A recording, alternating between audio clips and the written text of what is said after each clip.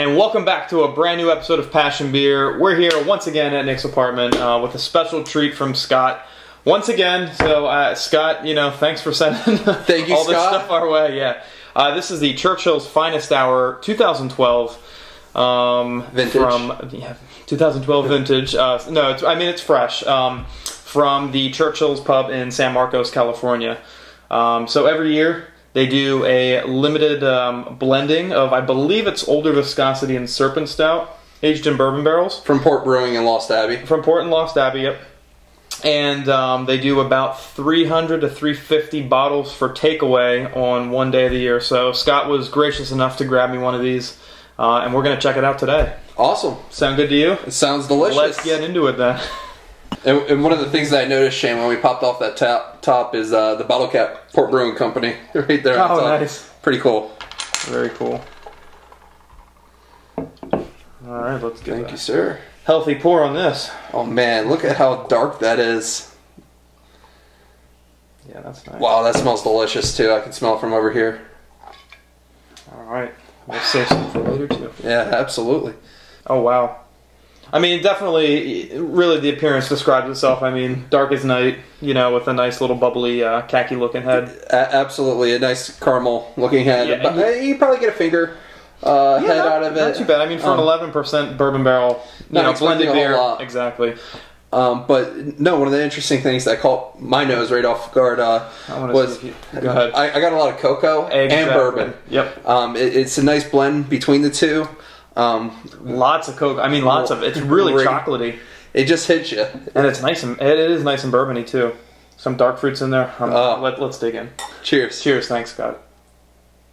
Yeah, That is delicious. that's really good. I was waiting for all those flavors to finally set in and change. And I know it's like a story in your mouth almost. I mean, you definitely get a lot of the rich bourbon barreled stout right up front, and then it slowly transitions into that chocolate right on that back end.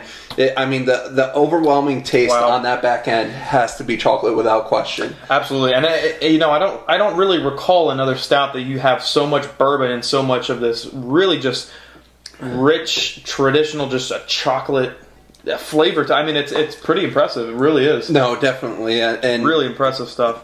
I'm surprised, pleasantly surprised about the amount of carbonation in here. Because personally, I was expecting something with a little bit lower carbonation just because of barrel-aged beer. I mean, definitely tends to lean on a little bit more of a flat side. But this pretty mild carbonation. It's great. It breaks things up nicely. Definitely helps out the flavor profile there as well. Very exciting stuff. This is fantastic, though. And I'm going to let you start with the ratings this time. Sure, absolutely.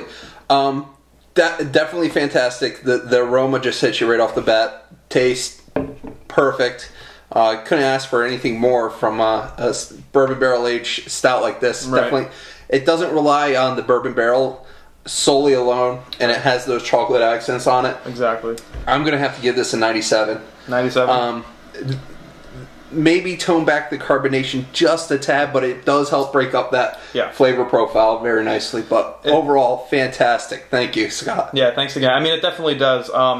I'm going to I'm gonna do a 98. Honestly, you know, I really think in terms of a barrel-aged Imperial Stout, especially one that's blended, I don't think I've had one that has this really just. It's a beautiful transition. It's a beautiful amount of the barrel.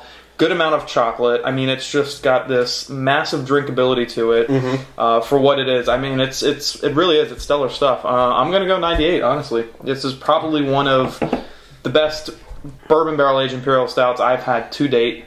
So I mean, I think that says a lot because I love bourbon barrel aged Imperial Stouts. Absolutely. So I guess the overwhelming opinion right now is if you can find this, at least go to Churchill's and enjoy it. Enjoy it. I mean, if you can trade for one yourself. If not, trade for one, pick one up when they do allow them for takeout. Right. But otherwise, great stuff here. Yeah, thanks for tuning in. Thank you, Scott, for sending this our way. Appreciate it. We'll see you guys next time. Cheers. Cheers.